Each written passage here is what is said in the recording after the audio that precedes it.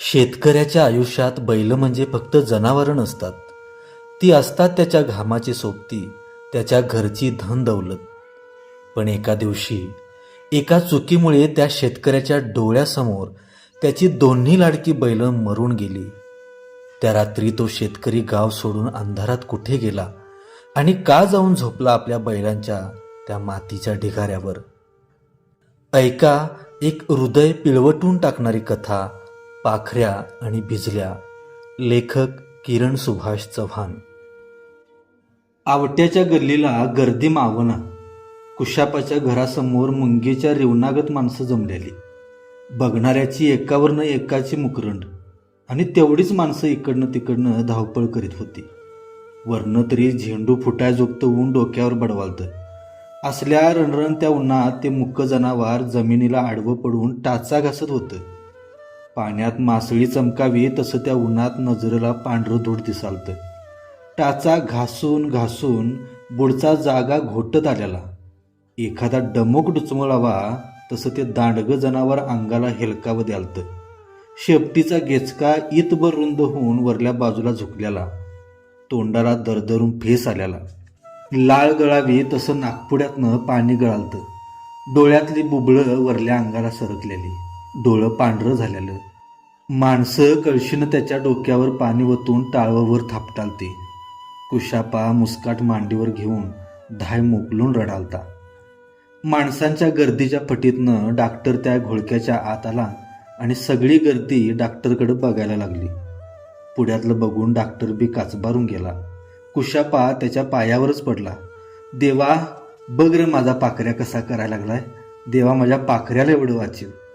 देव धावून आल्यासारखं कुशापाला वाटत होतं.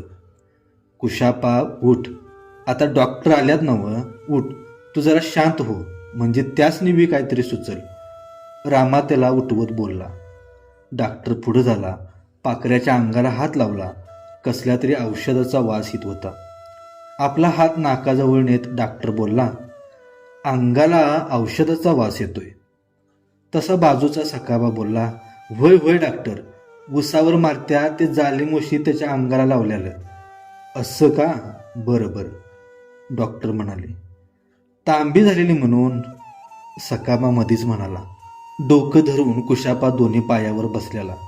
सगळा प्रकार डॉक्टरच्या ध्यानात आला. पुढ्यात पाखऱ्या लईच कायली करून घ्यालतं.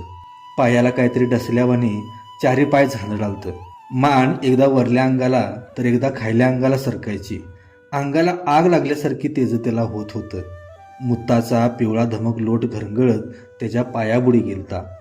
आवंडा घोटून वरडायचं ते असं की काळीच तुटायजोगं. पाखऱ्या गपकी र गपकी, काळीच फाटा लागले आमचं, असं का करायला लागलायस? यशोदा पुढ्यात पोरं घेऊन पाखऱ्याजवळ बसून रडालती. तेज तिला सोसवना अशी त्याची तळमळ व्हायलती. जीव जगायसाठी तळमळालतं की जीव जायासाठी कुणाच ठाऊक. जगण्या मरण्याच्या मधली तळमळ पाखऱ्या भोगालता. डॉक्टरीला सुरू झाला. खुब्यात मानत डॉक्टरनं 2-2 इंजेक्शन मारली. खरं त्याच्या अंगाची लाही काय कमी होईत नव्हती. हाल बघू वाटना की ओ डॉक्टर. कुशापाला धरून बसलेला जोतबा डोळ्यात पाणी भरून बोलला, अहो हे औषध म्हणजे एक प्रकारचं विष. एका थेंबानं माणूस मरल. एवढ्या प्रमाणात ते औषध अंगाला लावलंय, केसांच्या मुळातनं आत शिरून ते सगळ्या रक्तात पसरले, म्हणून असा दाह होतोय त्याचा, डॉक्टर म्हणाले. डॉक्टर काय बी करा, माझ्या पाखऱ्याला यातनं बाहेर काढा हो डॉक्टर. कुशापा काकुळतीला येऊन बोलू लागलेला. आता पुढचं कसं सांगायचं? डॉक्टर बी अडबाडून गेला. त्याच्या तळतळाटापुढं तो बी इरगाळला आणि माणसात जमा झाला. एक एक घटका वैऱ्यासारखी वाटत होती. कुशापाला पंढरीचा विठ्ठल आठवला. मनातल्या मनात त्याचा धावा केला. खरं शेवटी पाखऱ्यानं आपला जीव सोडला.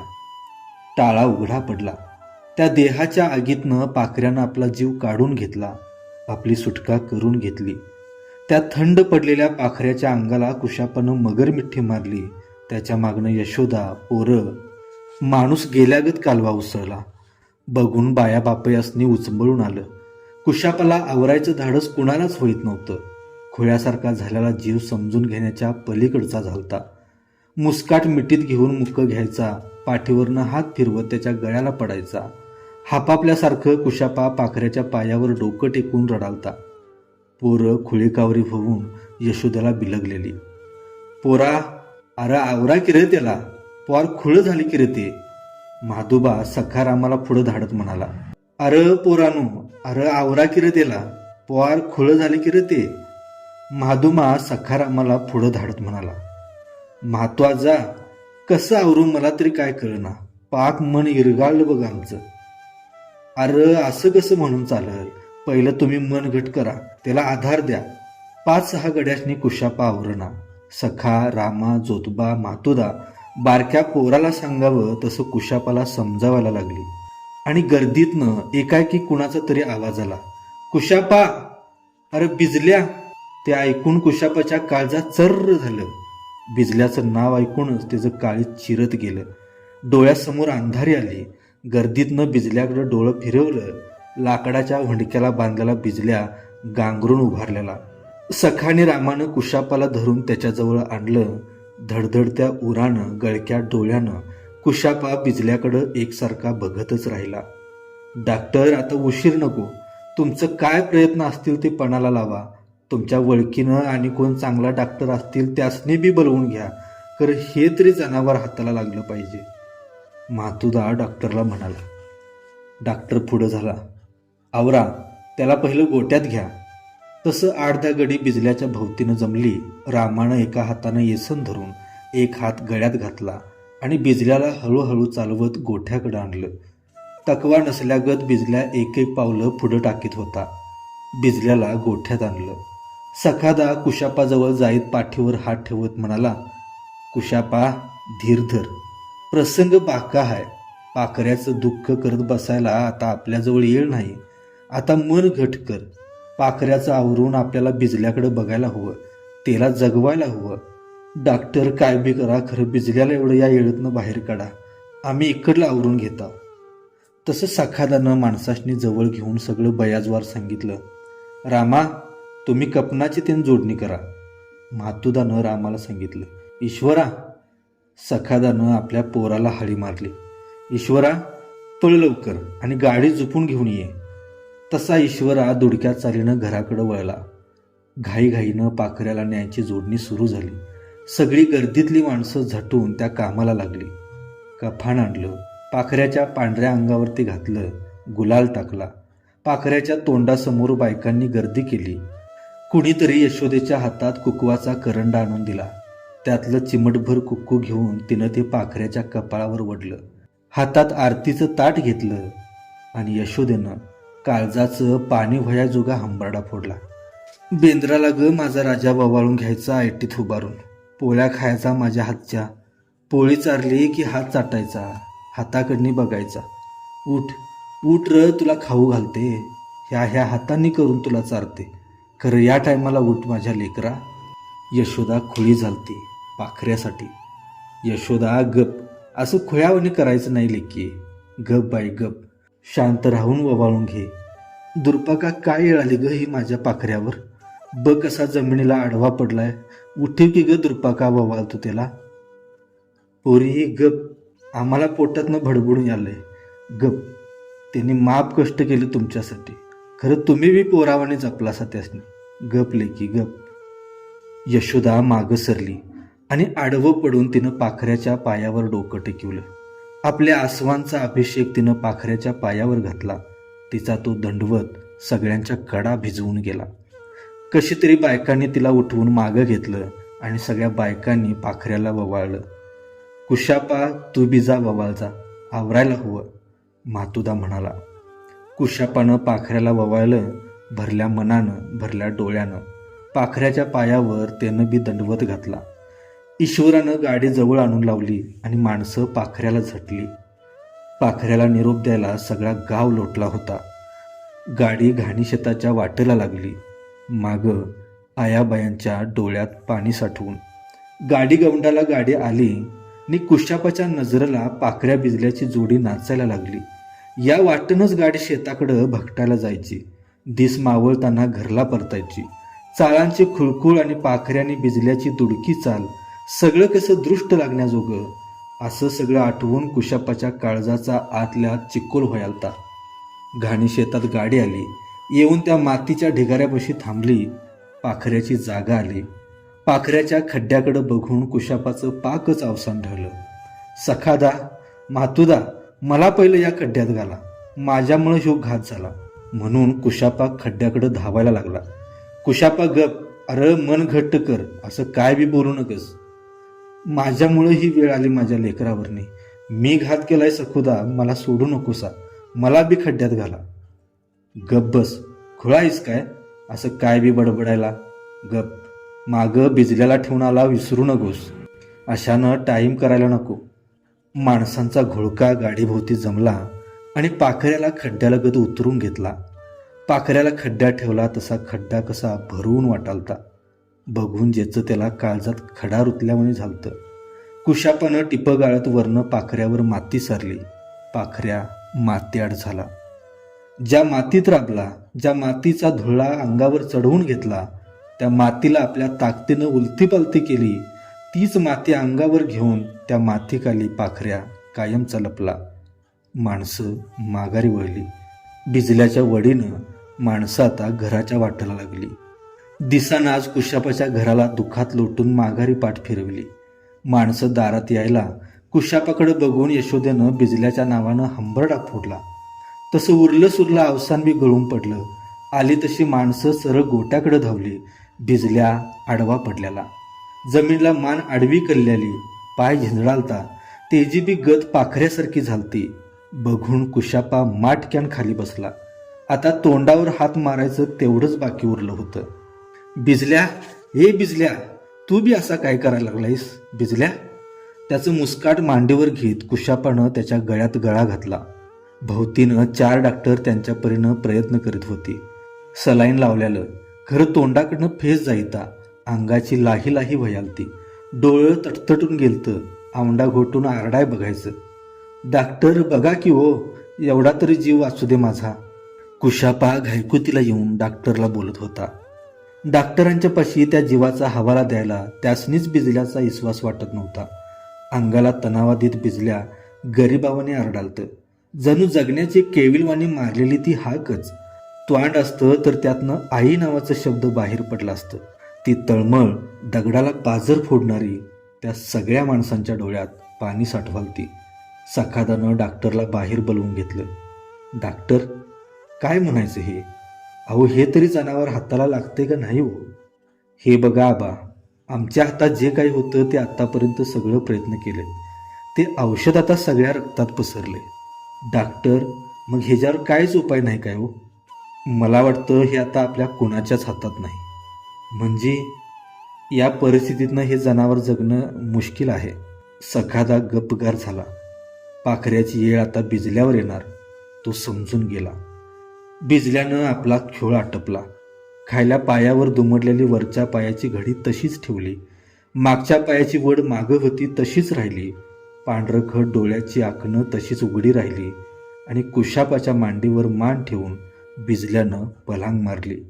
गोठ्यात कालवा उसळला. बाहेर सखादा जोडणीला लागला. पाखऱ्याच्या वाट्याला आलं ते बिजल्याला आलं.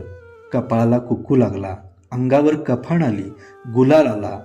पाखऱ्या गेला त्या वाटेनं बिजल्या निघाला. बिजल्या चालला, आपल्या पाखऱ्याकडे चालला. रात बरीच झालेली. ती रात वैऱ्याला सामील झाल्यासारखी वाटत होती.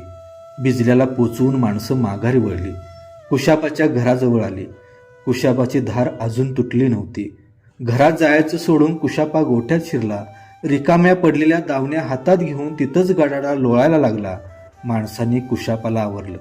कुशापा, माझ्या पाखऱ्या, माझा बिजल्या, कुठं गेले रे मला सोडून दावणं रिकामी करून? अहो, असं का करायला लागलाय सव?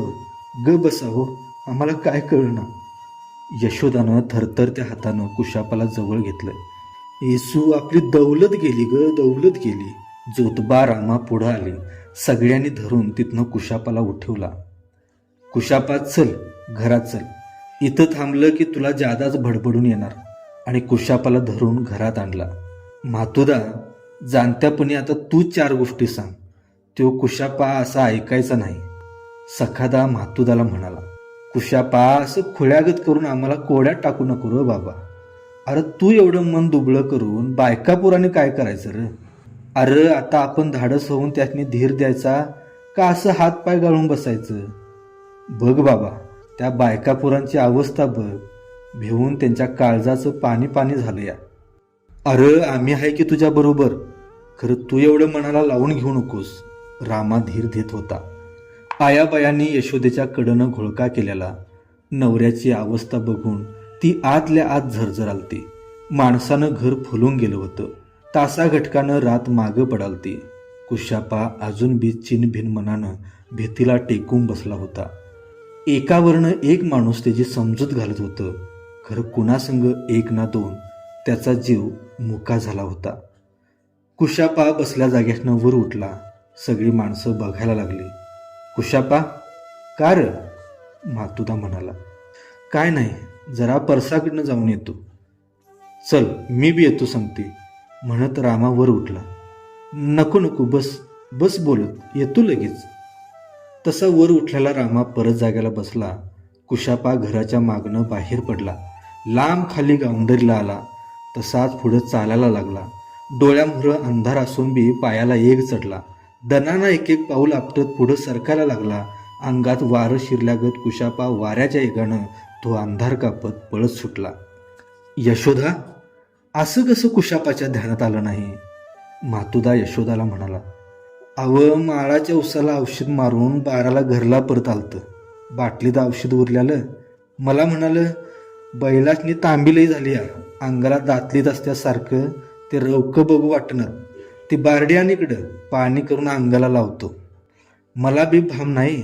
मी बी काय बोलायच्या अगोदर बारडीत पाणी ओतून त्यांच्याकडे दिलं. बैल बाहेर उन्हात घेतली. मुसक्या तोंडाला बांधून दोघांच्या अंगाला बी औषध लावलं आणि तसंच उन्हात बांधून ह्याने आंघोळ करून जेवायला बसलं. मला म्हणालं जेवून बैलासनी जरा धुवून घेऊया, जरा तापू देत, तापीनं झडल तांबी. आणि जेवून हात पुसत सोप्याला जात्यात तवर बाहेर पाखऱ्यात धाडकन कोसळला. सगळी ऐकण्याच्या नादात मधीच रामा गापक्या नारडला. मातुदा, अरे कुशापा कुठं अजून आला नाही? सगळीच भांबावली. सगळ्यांचीच पाचावर धरून बसली. मातुदा आरडला. अरे पळा! तशी माणसं वाऱ्याच्या एगासारखी बाहेर पडली. रामा, सखा, जोतबा मोहरं झाली. त्या अंधारातनं तो माळ रान शिवार तुडवत सैरावैरा पळत चहूबाजूला इद्दाळली. त्या निबिड अंधारात कुशापाला हाळी देणाऱ्या आरोळ्या जागोजागी उठायला लागल्या. माणसं खुळ्यागत झाली. कुठल्या दिशेला पुढा करायचा कुणालाच काय कळना. रामा, सखा बरोबरची माणसं जिथं तिथं बघायला लागली. जीव तोडून शिवार आणि शिवार पालथी घालायला लागली. खरं त्या अर्ध्या चांदण्याच्या रात्रीनं कुशापाचा कुठलाच मागमूस कळू दिला नाही. माणसं हवालदिल झाली. मातुदानं एकदम हळी ठोकली. अरे पोरानू, घाणी शेताकडं पळा र! तसं सगळी माणसं गोळा झाली आणि त्यांनी घाणी शेताच्या वाटनं धूम ठोकली. लांबनच माणसासनी त्या मातीच्या ढिगावर पांढरं टिपूस दिसायला लागलं. बघून पाय जाग्याला खेळलं. माणसं दचाकली. पुढं पाऊल टाकायचं कोणालाच धाडस होईना. खरं सकुदानंच धाडसानं पुढं पाऊल टाकलं आणि जवळ जाताच कुशापाचा घुमत्याला आवाज कानावर पडला. त्या लगबगीतच सखादानं एकदम कुशापा म्हणून हाळी ठोकली आणि मागची घुटमळतली माणसं लगोलग पुढं सरकली. कुशापा मातीच्या ढिगावर उपडी पडलेला. कवळा मारावा तसं त्या ढिगाला चिकाटलेला. कुशापा, अरे कुशापा म्हणून माणसं जवळ गेली. कुशापाला धरून उठवायला लागले. खरं त्या माणसांचा हात झिजडून त्यानं बाजूला केलं. लांबनं मातुदानं जोतबाला हाळी मारून जवळ बोलवून घेतलं. जोतबा, पळ, मागं फिर. जोतबा एडवाडला. म्हात्वाजा, का, काय झालं? अरे पळ, माग ती पोर ह्याच्या काळजीत खुळी झाली असेल. तसं जानबा मागं फिरला. अंधारातनं वाट तुडवीत झपापा गावच्या वाटेला लागला. कुशापाला माणसांनी एरगाटलं. मिनत्या मिनत्या केल्या, खरं कुशापा ढिगावरनं उठायला तयार नव्हता. सोडा मला, माझ्या पाखऱ्या बिजल्याला सोडून मी येणार नाही, मी सोडणार नाही त्यासनी. खुळ्यागत कुशापा बडबडालता. माझा पाखऱ्या, माझा बिजल्या असं म्हणून धाय मुकलून रडालता. माणसं एडबाडून गेली. एकमेकांच्या तोंडाकडे बघायला लागली. कुशापाला धरलेल्या सखादानं वरती उठून मातुदाला जवळ बोलवून घेतलं. मातुदा, बघ की गा, कुशापा खुळ्यावाणी करायला लागलाय. म्हातोदा काय बोलणार, त्याची बोबडीच वळालेली. घटकाभर माणसं जागेलाच खोळंबून उभारली. मागच्या वाटेला यशोदेचा आवाज कानावर येत होता तसं माणसं मागं वळून बघायला लागली. बायकांच्या घोळक्यातनं यशोदा पोरासनी घेऊन रडत झडत इकडंच धाव घालती. जोतबा दोन्ही पोरांच्या हाताला धरून संग संग यालता. यशोदा आली तशी तिनं कुशापाकडे धाव घेतली. मातीत खुपसलेलं डोकं यशोदेनं उचलून आपल्या उरालगत धरलं. अव, असं का करायला लागलायसा? आमच्या आधी जीव घ्या आणि मग तुम्हाला काय करायचं आहे ते करा. यशोदा रडत बोलत होती. तिच्या डोळ्याची धार तुटून कुशापाच्या मस्तकावर पडत होती. तिनं पदरानं कुशापाच्या नाकातोंडाला लागलेली माती पुसली. उभ्या अंगानं ती लाट लाट कापत होती. जोतबाला बिलगलेली पोरं बी हे सगळं बघून थार थार कापायला लागली होती. कुशापा, अरे आता तरी माणसात ये की रे. खांद्यावर हात ठेवत म्हातोदा कुशापाला समजवायला लागला. अरे एकदा बघ त्या बायकोकडं, बघ ती पोरं, त्यांची काय अवस्था झाली ती. तुझ्या अशा वागण्यानं तू तुझंच घर असं दाणेला लावशील बघ. अरे चूक तुझ्यावर कोण वावालंय? तसं कुशापा यशोदेच्या कुशीत मुंडकं खुपसून रडायला लागला. मी घात केलाय म्हातोदा. पोरावानी जपलेल्या माझ्या लेकरासने मी हातानं मारलं. मी पाप केलं म्हातोदा, मी पाप केलं. अरे तू कशाला ते जीवाला लावून घ्यालायस? हे बघ, तू आत्तापतोर त्यासनी जीवापाड जपत आलास ते का असं मारायसाठी? तू तर निमित्ताचा धनी झालास. अरे त्यांचं दैवच तेवढं, त्याच्यामुळं कुणाचं काय चालतंय? त्यांच्या नशिबात होतं ते झालं म्हणायचं. लई विचार करू नगस. तू खुळा झालास तर तुझं घर खुळ झालं म्हणून समज. कुशापा, अरे दुःख आम्हाला बी झालंय. सकाळपासनं सगळा गाव झटतोय. हे असं झाल्यापासनं गावानं आण बी शिवलं नाही. अरे तू फक्त उभा राहा, अख्खा गाव तुझ्या मागं आहे. एवढं कशाला वाईट वाटून घेतोस? उद्या तुझ्या दारात नवी जोडी उभा करतो का नाही बघ, पण आता आवर घाल म्हणाला. सखादा कुशापाला धीर देत बोलत होता. म्हातोदानं जोतबाला धरून उभारलेल्या पोराच्या हाताला धरून कुशापाच्या समोर आणून उभा केलं. बघ, या पोरांच्याकडनी बघ. अरे काळजाचं पाणी पाणी झालं असेल त्यांच्या. काय होईत असेल आतल्या त्या नकाड्या जीवाच्या. आता तरी माणसात ये. कुशापा भानावर आला. थरथर त्या अंगाची पोरं बघितली आणि कुशापानं तडक उठून त्यासनी मिठी मारली. सगळ्यांच्या जीवात जीव आला. यशोदा त्या बाप लेकरांच्या मिठीवरनं मायेनं हात फिरवायला लागली. चल कुशापा, चल घराकडे चल. रामा, सखादानं, जोतबा आणि म्हात्वाजानं कुशापाला मध्ये घेतलं. कुशापानं जड पावलांनी ती जागा सोडली. कुशापाला मोहरं घालून मागणं माणसं चालू लागली. पाखऱ्याने भिजल्याला मागं टाकून कुशापा माणसासंग चालू लागला. पाखऱ्याने भिजल्याला मनात घेऊन अंधारातनं वाटेला लागला. तर मंडळी, आपल्याला ही कथा कशी वाटली? आपली प्रतिक्रिया खालील कमेंट बॉक्समध्ये नक्की कळवा. आणि अशाच अस्सल ग्रामीण मराठी कथांच्यासाठी कथामय चॅनेलला सबस्क्राईब करायला विसरू नका. धन्यवाद.